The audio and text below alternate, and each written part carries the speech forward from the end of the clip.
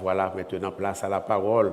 Je vous invite à vous lever afin que nous puissions lire ensemble la parole de Dieu qui est localisée pour aujourd'hui dans Hébreux chapitre 11, frères et sœurs. Dans Hébreux chapitre 11, nous allons lire les versets à 29, oui, à 31, afin que nous puissions prêcher la parole. Frères et sœurs, mes bien-aimés, Hébreux chapitre 11, versets 29 à 31, à la gloire de notre Sauveur bien-aimé. Lisons ensemble. C'est par la foi qu'ils traversèrent la mer Rouge comme un lieu sec, tandis que les Égyptiens qui en firent la tentative furent engloutis. C'est par la foi que les murailles de Jéricho tombèrent, après qu'on en eut fait le tour pendant 7 jours. C'est par la foi que Rahab, la prostituée, ne périt pas avec les rebelles, parce qu'elle avait reçu les espions avec bienveillance. Et le Seigneur bénir sa parole. Veuillez vous rasseoir, frères et sœurs, mes bien-aimés en Christ.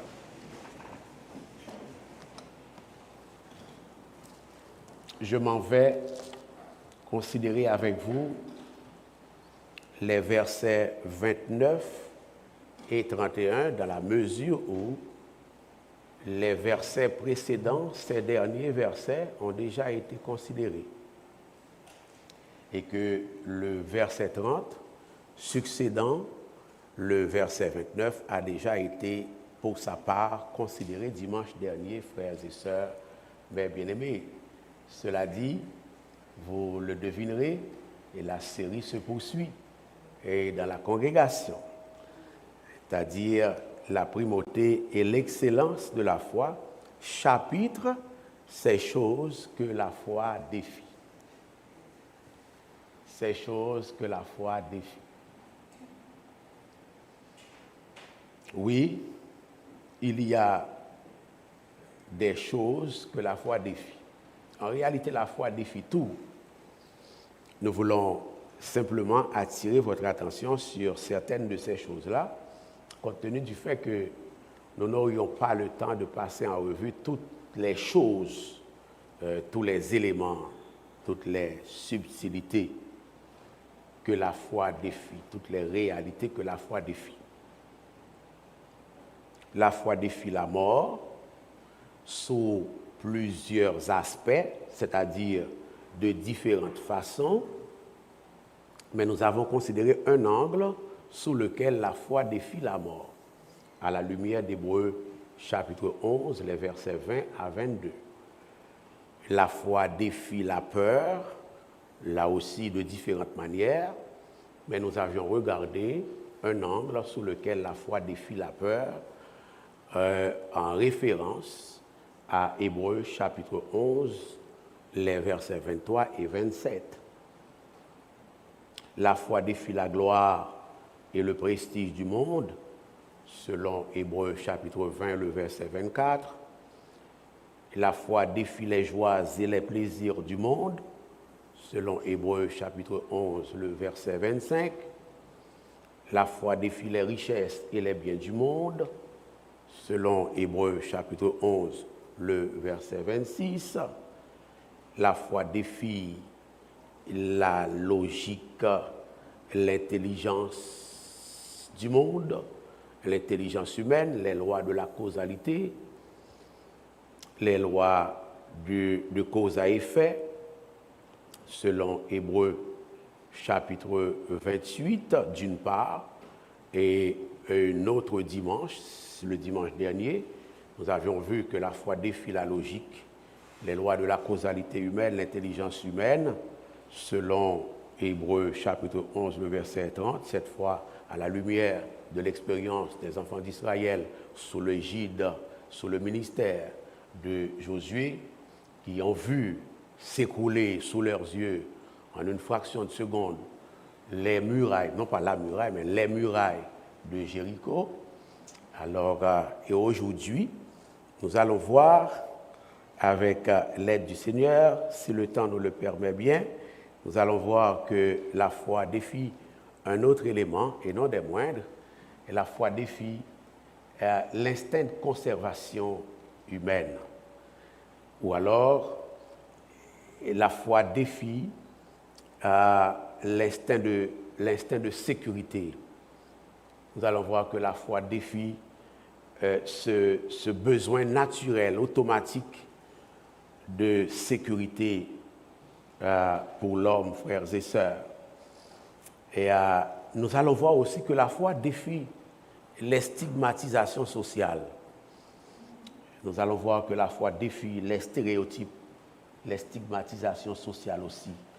Et à la lumière d'Hébreux chapitre 11, le verset 31, cette fois-ci, frères et sœurs, mes bien-aimés, la foi défie l'instinct de conservation ou bien l'instinct de sécurité, ou alors la foi défie le besoin naturel de sécurité, en ce que selon le verset 29 d'Hébreux chapitre 11, c'est par la foi qu'ils traversèrent la mer Rouge comme un lieu sec, tandis que les Égyptiens qui tentèrent de passer furent engloutis. Et le texte avait commencé à parler de île, et tout au moins à partir du verset 23, en parlant de île au singulier. Île au singulier fait référence à Moïse, et au verset 29, île au pluriel fait référence à Moïse et à son peuple. Moïse et les enfants d'Israël dont il était le pasteur, dont il était le berger, dont il était le conducteur, frères et sœurs. C'est par la foi que Moïse et son peuple traversèrent la mer Rouge comme un lieu sec, tandis que les Égyptiens qui tentèrent de passer furent engloutis. L'arrière-plan historique de ce passage, vous l'aurez sans doute compris, révèle que lorsque Moïse et son peuple, frères et sœurs, mes bien-aimés, sont arrivés devant la mer Rouge, alors qu'ils étaient poursuivis violemment par Pharaon et son armée, je dirais même ses armées, Pharaon et son armée étaient tout près des enfants d'Israël. D'après ce que les enfants d'Israël et leurs pasteurs pouvaient voir et entendre, ils étaient mal pris. Ils étaient coincés de façon humainement irrémédiable, frères et sœurs, parce qu'ils se trouvaient dans un chemin sans issue. Cependant, l'oratoire, peuple du Seigneur, chers amis internautes, chers amis visiteurs, suivant le contexte historique auquel Hébreux chapitre 11, le verset 29 fait référence ici, à savoir Exode chapitre 14, le peuple de Dieu, pour une des rares fois de sa vie, a su faire preuve de foi en Dieu quand Moïse lui a dit de la part de Dieu, alors qu'il se trouvait devant la mer Rouge, ne craignez rien, restez en place et regardez la délivrance que l'Éternel va vous accorder en ce jour. Car les Égyptiens que vous voyez aujourd'hui, vous ne les verrez plus jamais. L'Éternel combattra pour vous et vous gardez le silence. Puis l'Éternel dit à Moïse, parle aux enfants d'Israël et qu'ils marchent. Toi, lève ta verge, étends ta main sur la mer et fends-la. Et les enfants d'Israël entreront au milieu de la mer à sec. Exode chapitre 14, les versets 13 à 16. Les enfants d'Israël ont déjà fait preuve de rébellion à l'égard de Dieu. Les enfants d'Israël ont déjà fait preuve d'incrédulité à l'égard de Dieu. Cette génération à qui Dieu parle ici a déjà payé cher son incrédulité et sa rébellion vis-à-vis de Dieu lorsque Dieu a décidé, eh bien, que ce peuple-là prenne le temps de réfléchir à sa façon de se comporter vis-à-vis de Dieu. Ces gens ont passé du temps à se moquer de Moïse. Ils ont passé du temps à ridiculiser la décision que Moïse a prise de les faire sortir d'Égypte. Vous connaissez l'histoire. Mais ici, ils ont su faire preuve de foi. À tout seigneur, tout honneur. Et c'est tout à leur honneur de signaler ici qu'ils ont fait preuve de foi. Vous m'entendrez revenir sur d'autres chapitres, d'autres passages de l'Écriture où je parle de l'incrédulité d'Israël. Ils l'ont fait avant la traversée de la mer Rouge, ils l'ont fait après. Mais ici, ils se sont démarqués par leur foi. Ils ont fait preuve de foi. Et leur attitude de foi s'est révélée payante pour eux, frères et sœurs, puisque l'auteur de l'Épître aux Hébreux nous dit, c'est par la foi qu'ils traversèrent la mer Rouge. Et, frères et sœurs, lorsque le texte nous dit que Dieu dit à Moïse qu'il marche, qu'il entre au milieu de la mer fendue en deux,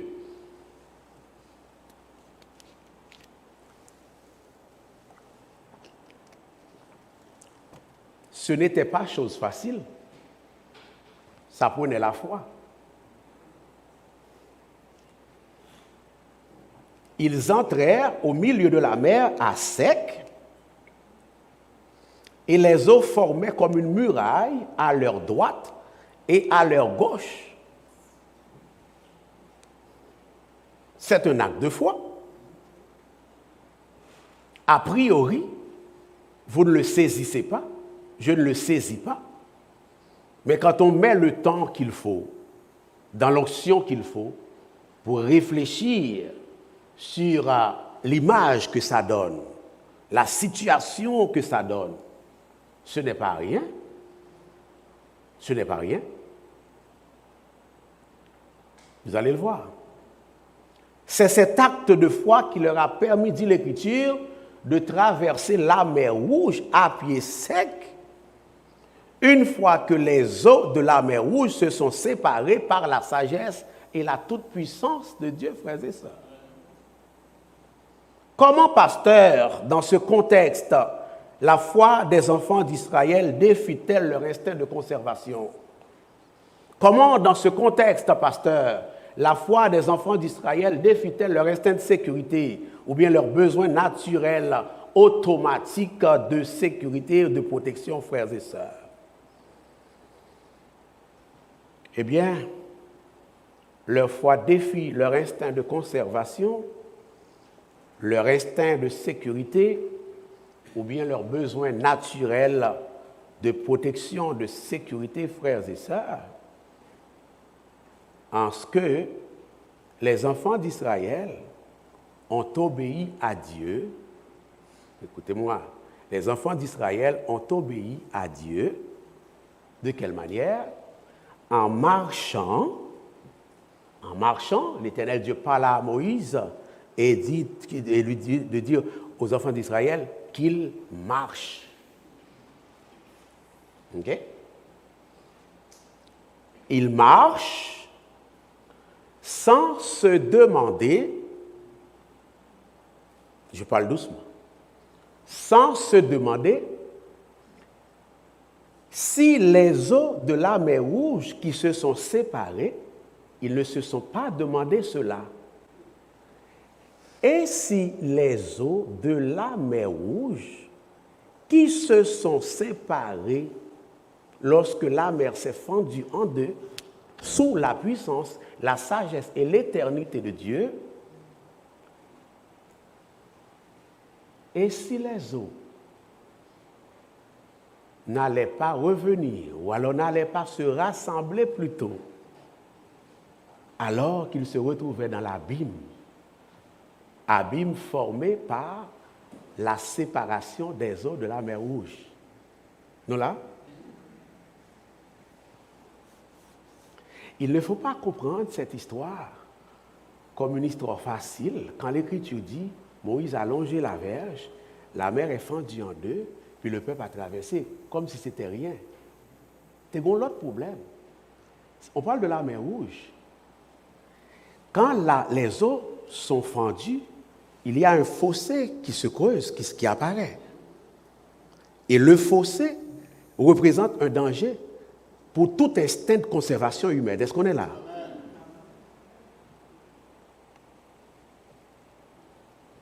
Si les eaux de la mer Rouge étaient revenues, se rassemblaient plutôt, les deux extrémités de l'eau, se rassemblaient plutôt, frères et sœurs,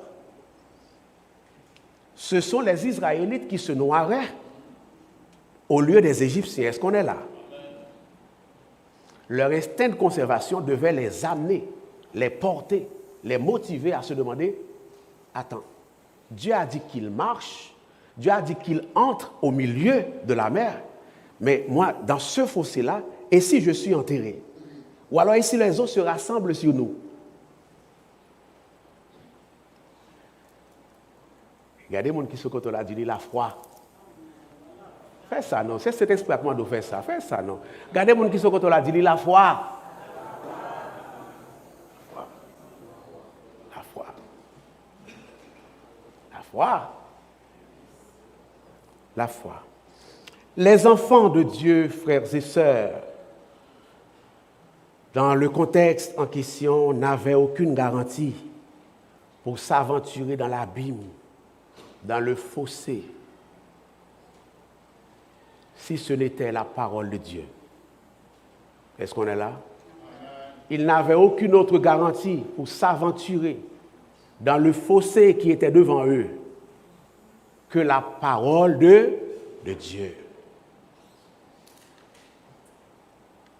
Ils savaient, frères et sœurs, que le Dieu qui leur avait demandé de s'aventurer, d'entrer, de marcher dans le fossé formé par la séparation des eaux de la mer Rouge, ne les abandonnerait pas dans cet abîme. Est-ce que l'Église est là? Ils savaient que Dieu ne les oublierait pas dans cet abîme. C'est la seule raison au monde pour laquelle ils ont marché comme Dieu l'a dit. Est-ce que l'Église est là? Marchez l'oratoire aujourd'hui au nom de Jésus de Nazareth. Marchez, famille de l'oratoire. Marchez, jeunesse de l'oratoire. Même si vous ne voyez pas de chemin, Dieu pape quito côté au rentrer, si c'est lui qui doit rentrer là, le pape quito là, la fourrée mène pour le prendre en temps et lieu. Est-ce que l'église est là? Amen. Marchez, qu'il marche, qu'il entre au milieu de la mer lorsque les eaux vont devoir se séparer à ma parole. Les Israélites ont marché, frères et sœurs. Laissez-moi vous dire ce matin, la gorge me fait la guerre, je ne serai pas long. Mais je vais vous dire, en attendant que je termine, laissez-moi vous dire, lorsque les eaux de la vie vous entourent comme une muraille, gardez la foi, car Dieu ne vous fera jamais défaut. Amen. Lorsque les eaux de la vie vous entourent comme une muraille ce matin, l'oratoire, famille de l'oratoire, homme de l'oratoire, femme de l'oratoire, jeunesse de l'oratoire, enfant de l'oratoire, gardez l'espoir, gardez courage, avancez, car Dieu ne vous fera jamais défaut. Si vous désirez un changement de situation dans votre vie, si vous désirez un changement de situation dans un domaine ou un autre de votre vie, sachez que Dieu peut l'accomplir. Mais pour ce faire, il va falloir que vous fassiez preuve de foi, de confiance à l'endroit de votre Dieu. Ça va l'Église? Le fait est que quand nous agissons notre faible foi, frères et sœurs, quand nous pratiquons notre faible obéissance, c'est alors que Dieu les prend toutes faibles qu'elles sont et les transforme et les grossit pour nous bénir en sa présence, frères et sœurs. Dans vos situations, gardez la foi, car Dieu est à l'œuvre. Ça va? La foi défie l'instinct de conservation, l'instinct de sécurité, ou bien le besoin naturel de sécurité également, en ce que c'est par la foi, et la foi seule, que Rahab, et le texte ne rajoutez pas n'importe quel Rahab, Rahab la prostituée. Est-ce que l'Église est là? Je vous ai dit tout à l'heure que la foi défie la stigmatisation sociale. On est d'accord là? On y est. La foi défie les stéréotypes sociaux. La foi défie les stigmatisations sociales. Rahab la prostituée. Pas Rahab tout court. Rahab la prostituée ne périt pas avec les rebelles. Pourquoi? Parce qu'elle avait reçu les espions avec bienveillance. Là aussi, vous l'aurez compris, l'arrière-plan historique de ce passage est Josué chapitre 2, frères et sœurs. Lorsque Josué, revêtu de l'onction, de la puissance et de la sagesse divine, frères et sœurs, était sur le point de conquérir le pays de Canaan, l'Écriture nous apprend dans Josué chapitre 2, qu'il envoie 2 espions à Canaan. Vous connaissez l'histoire sans doute. Plus précisément dans la ville de Jéricho, afin d'explorer la ville et lui faire un rapport circonstancié au terme de leur mission ultra secrète. Josué chapitre 2, verset 1er. Josué chapitre 2, verset 1er. Josué, fils de Nun, fit partir secrètement de Sittim 2 espions en leur disant: allez examiner le pays, et en particulier Jéricho. Ils partirent et ils arrivèrent dans la maison d'une prostituée qui se nommait Rahab, et ils y couchèrent. Ils n'y couchèrent pas pour des raisons d'immoralité, soit dit en passant. Au péril de leur vie, les 2 espions quittèrent Sittim, à environ 10 km à l'est de la rivière du Jourdain, à destination de Jéricho. Donc, ils n'ont pas traversé encore la rivière du Jourdain, contrairement à la fois passée. Chemin faisant, frères et sœurs, les 2 espions entrèrent dans la ville de Jéricho et se rendirent à la maison d'une prostituée qui s'appelait Rahab. C'est Josué chapitre 1er et chapitre 2, versets 1 à 7. Je vous le résume. La parole de Dieu ne nous dit pas, ni à vous ni à moi, frères et sœurs, les raisons pour lesquelles ses serviteurs ont choisi de loger chez Rahab la prostituée. Certains récits extra-bibliques, ou bien les récits historiques non-bibliques, frères et sœurs, font remarquer que Rahab était une aubergiste Ce serait la raison pour laquelle les deux espions se sont arrêtés chez elle. Le fait est que une auberge était un endroit idéal pour les espions, puisque dans l'auberge, il y a toutes sortes de monde qui entrait et sortait. Il y a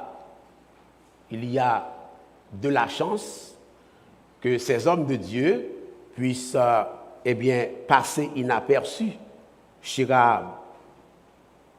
C'est une version. Que les espions de Josué aient décidé de loger dans une auberge locale, c'est probable. D'autres croient que ce choix, le choix des espions de loger, d'arrêter, de demeurer provisoirement chez Rahab, d'autres croient que cela relève de la pure providence de Dieu. C'est-à-dire que les deux espions ont vu Rahab dans la rue et ils l'ont suivi jusqu'à sa demeure parce que dans le plan éternel de Dieu, il fallait que Rahab ait échappé à la destruction de la ville de Jéricho, frères et sœurs bien-aimés. Ça aussi, c'est possible. Autrement dit, bien au-delà d'une simple démarche ou entreprise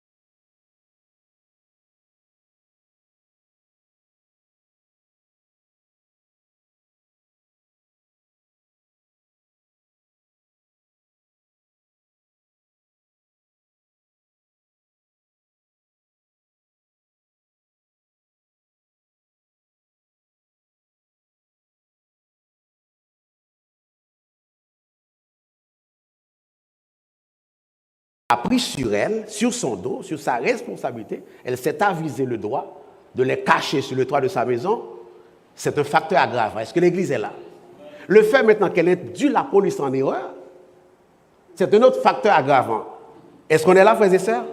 Et pourquoi l'oratoire, peuple du Seigneur, Rahab a-t-elle agi de la sorte? Pourquoi? Verset 11, verset 8 à 11, toujours Josué chapitre 2. Voici pourquoi. Mais la foi, voici la foi. lorsque la police a tourné le dos, une fois que la police a tourné le dos, regardez bien verset, avant que les espions ne se couchassent, Rahab monta vers eux sur le toit de l'oratoire et leur dit, il donne la raison de son choix. Il donne la raison de son choix. L'Éternel, celui-là je le lis avec vous. Celui-là je le lis avec vous. Verset 8, 9, c'est ça. L'Éternel, on lit ensemble, non? L'Éternel, je le sais, voici pourquoi il a fait ça, vous a donné ce pays. Quel pays? Ils sont encore de l'autre côté du Jourdain. L'Éternel vous a donné ce pays. Est-ce que l'Église est là? Et en vérité, le texte ne le dit pas. Assurément, pendant que le monde croit que Dieu leur a donné le pays par la foi, en vérité, il y a l'Église, c'est-à-dire en Israël, qui va quoi? Est-ce qu'on est là, frères et sœurs? Ou bien sûr, il y a des gens dans l'Église qui va quoi? Mais les gens qui ne sont pas chrétiens, ils connaissent ça déjà. Est-ce que l'Église est là? L'Éternel, je le sais, vous a donné ce pays. On lit ensemble, on lit affiché, on lit non. Montrez vos obéissants, à béni. Montrez vos obéissants, à béni frères, à béni sœurs. Montrez, les. Et la terreur que vous inspirez nous a saisis. Et tous les habitants du pays tremblent devant vous, car nous avons appris comment, à votre sortie d'Égypte, l'Éternel a mis à sec devant vous les eaux de la mer Rouge et comment vous avez traité les deux rois des Amoréens au-delà du Jourdain, savoir Sion et Og, que vous avez dévoués par Verset 11.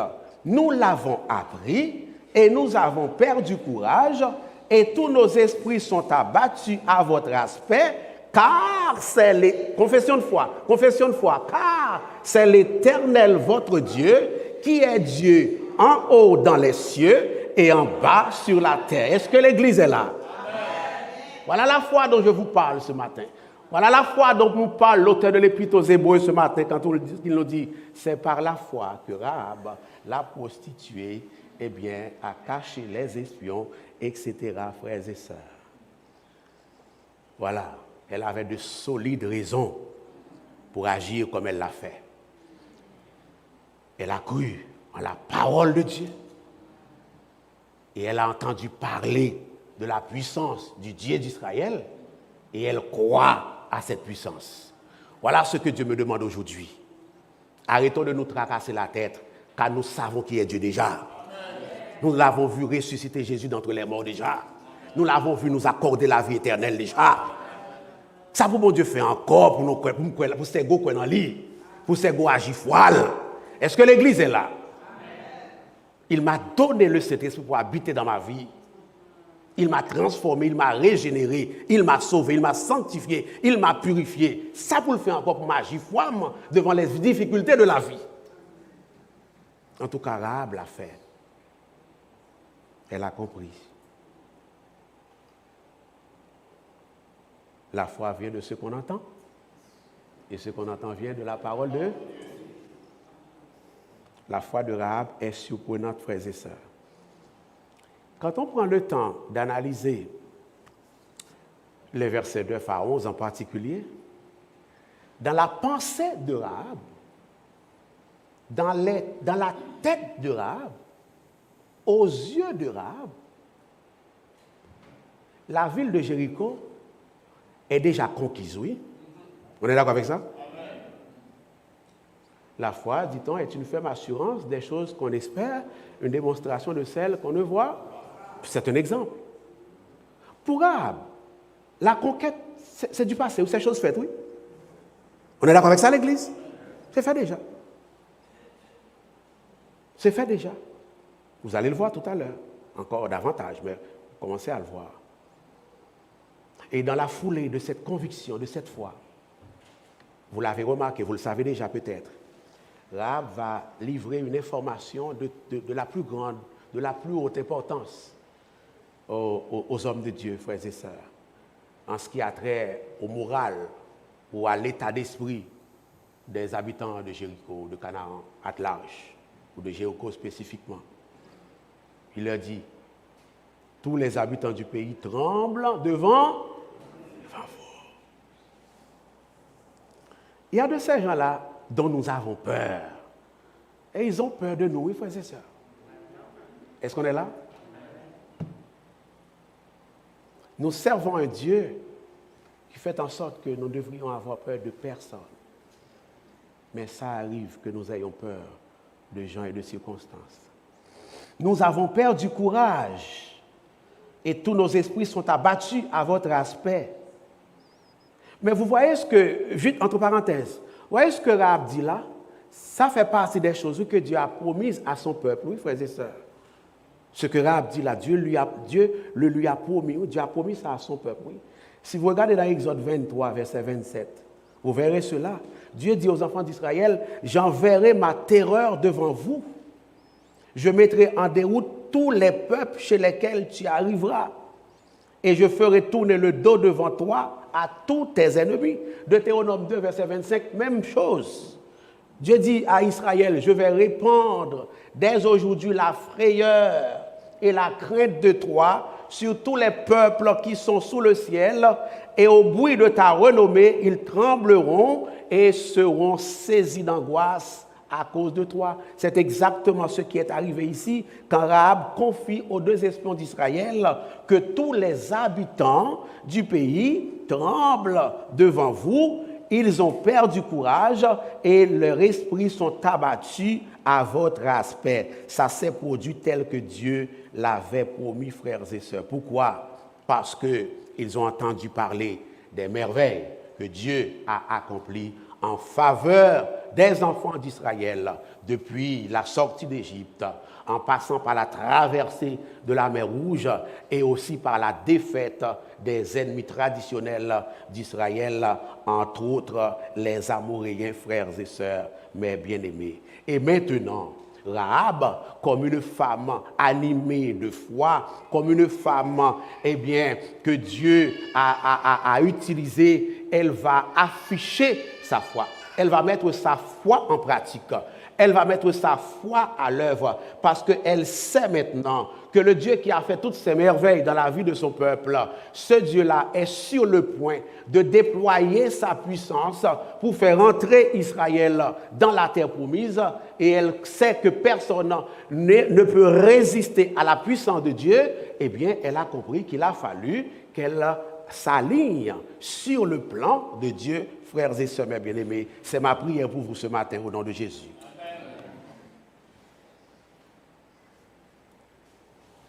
La foi de Rahab l'a motivé à cacher les espions, à donner une fausse piste à la police, mais aussi la foi de Rahab va motiver Rahab à négocier un contrat, un deal pour lui, pour elle et sa famille. C'est toujours par la foi, oui. C'est toujours par la foi, oui. Elle va négocier une police d'assurance. Merci. Ah, c'est ça qui m'a fait cette suggestion. Pour elle et pour sa famille. C'est toujours par la foi, oui. Elle croit tellement que ces choses faites, que Dieu a parlé, ce que sa bouche a dit, sa main l'accomplira. Elle commence maintenant à négocier sa protection et celle de sa femme. La foi. Verset 12 à 13, l'oratoire. Verset 12 à 13, Régie. Et maintenant, dit Rahab, je vous prie, jurez-moi par l'Éternel que vous aurez pour la maison de mon Père la même bonté que j'ai eue pour vous. Voyez-vous, ce n'était pas de la farce qu'elle faisait quand elle avait dit que nous, je sais que Dieu, l'Éternel, vous a donné ce pays. Ce n'était pas de la farce. Ça va loin. Et maintenant, jurez-moi par l'Éternel que vous aurez pour la maison de mon Père la même bonté que j'ai eue pour vous. C'est une femme intelligente aussi, hein? Donnez-moi l'assurance. Ah, police d'assurance. La sœur qui a parlé de police d'assurance a bien dit. Donnez-moi l'assurance que vous laisserez vivre mon père, ma mère, mes frères, mes sœurs. Ah là là, quelle foi! C'est une femme de foi, mais elle n'est pas égoïste. Est-ce qu'on est là à l'église? Et tous ceux qui leur appartiennent, oh, même leurs biens, et que vous me sauverez de la mort. Ça va l'Église? Au verset 14, la réaction des hommes de Dieu fut immédiate. La parole de Dieu dit, ces hommes lui répondirent, nous sommes prêts à mourir pour... À n'en pas douter, pas vrai l'oratoire? Nous sommes prêts à mourir pour... Gloire à Dieu. Nous sommes prêts à mourir pour vous, si vous ne divulguez pas ce qui nous concerne.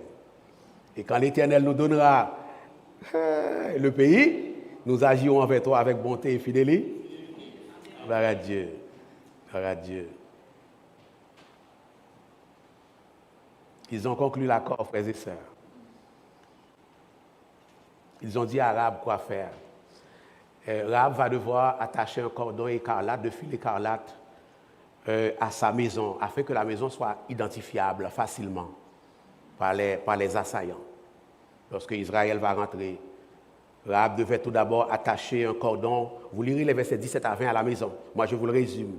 Rahab devait tout d'abord attacher un cordon de fil écarlate à la fenêtre de sa maison. Je reviens de la fenêtre. À la fenêtre de sa maison pour la signaler au regard. Les soldats israélites verraient ce cordon chaque fois qu'ils feraient le tour des remparts de la ville et ils sauraient qu'ils devaient s'abstenir de porter la main sur les gens qui sont dans cette maison, frères et sœurs. Et Rahab et sa famille devaient rester à l'intérieur de la maison, de ne pas sortir de Jéricho et de leur maison, de ne pas s'aventurer au moment des massacres au dehors. Et parce que s'ils le font, mais ils brisent le contrat. Ils ont toute difficulté à gérer ça. Reste à l'intérieur. C'est le contrat qui a été établi. Verset 21, Josué chapitre 2, Rahab accepta le deal. Famille pour aller en dedans. Lorsqu'on va arriver, c'est promis. Ma famille va rester en dedans, à l'intérieur. Ils sortiront pas. La Bible dit, Rahab accepta ces conditions et attacha le cordon écarlate à sa fenêtre aussitôt après leur départ.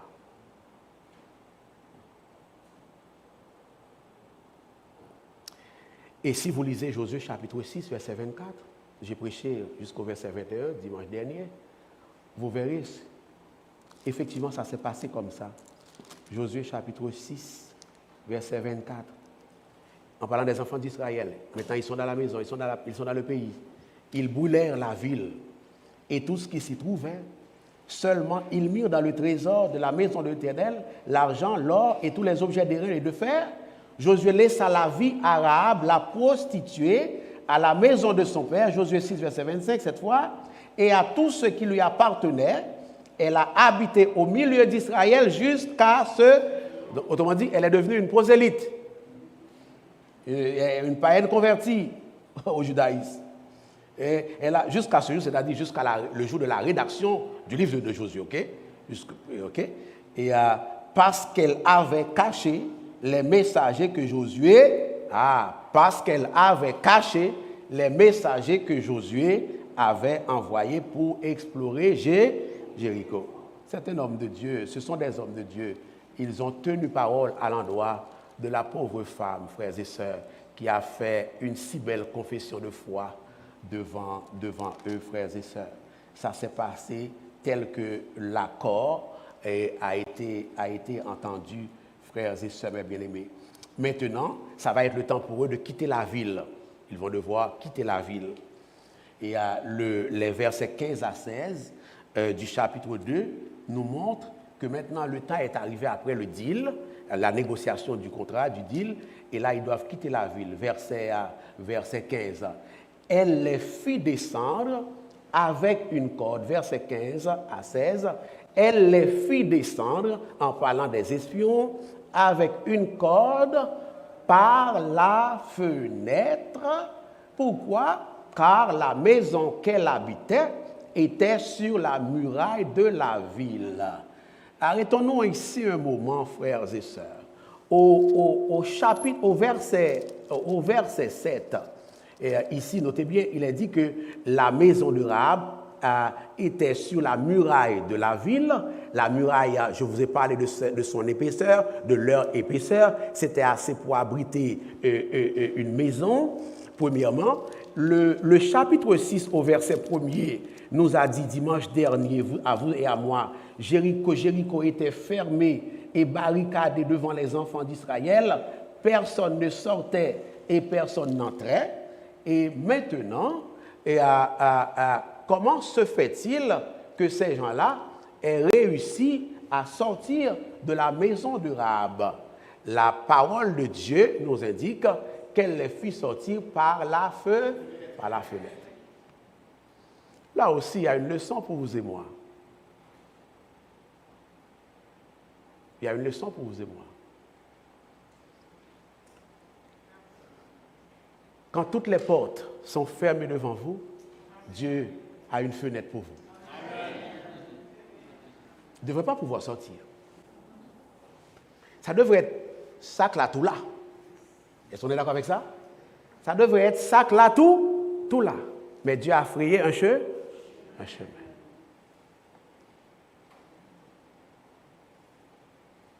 Quand toutes les portes sont fermées devant vous, Dieu a des fenêtres pour vous. Il a toujours eu des fenêtres pour vous. Il a encore des fenêtres pour vous. Et il aura toujours des fenêtres pour vous. Laissez-les vous fermer les portes. Dieu vous fera sortir par la fenêtre au nom de Jésus. Laissez-les vous fermer des portes.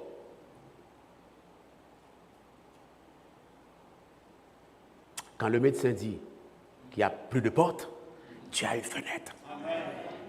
Quand le patron dit qu'il n'y a plus de portes, tu as une fenêtre. Quand tes ennemis disent qu'il n'y a plus de portes, tu dis qu'il y a des fenêtres.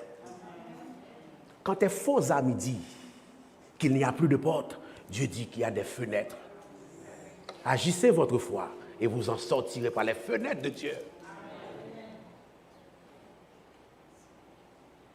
Ce matin, je termine. Voyez-vous, je ferme la Bible. Ce matin, l'oratoire, peuple du Seigneur. Nous ne sommes pas ici parce que nous sommes les plus intelligents de notre génération. Nous ne sommes pas ici parce que nous sommes les plus savants. Nous ne sommes pas ici aujourd'hui parce que nous venons d'une plus grande famille. Nous sommes ici parce que quand toutes les portes étaient barrées devant nous, Dieu avait ouvert des fenêtres pour nous. Ça va? C'est la seule raison pourquoi nous sommes ici en ce moment. Dieu a une fenêtre. Les jeunes ont l'habitude de chanter avec nous. Dieu a une armée qui se lève. Mais moi, je chanterai ce matin, Dieu a une fenêtre qui s'ouvre pour ceux devant qui, pour ces enfants devant qui les portes de la vie sont barrées. Dieu a une fenêtre. Confiez-vous à Dieu, confiez-vous à sa parole, confiez-vous à sa stratégie, à ses plans pour votre vie. Quand il vous dit de marcher, marche. Quand il vous dit d'avancer, avance. Quand il vous dit de faire le tour de la ville, faites le tour de la ville. Quand il vous dit asseyez-vous, asseyez-vous. Quand il vous dit mettez-vous debout, mettez-vous debout. Quand il dit arrêtez, arrêtez. Est-ce que l'église est là? C'est de cette façon que tu pourras entrer dans l'héritage que Dieu a pour vous. C'est de cette façon que tu pourras rentrer dans la destinée que Dieu a pour votre vie. Qu'il en soit ainsi pour vous, qu'il en soit ainsi pour moi, qu'il en soit ainsi pour nous tous, par Jésus-Christ. Amen.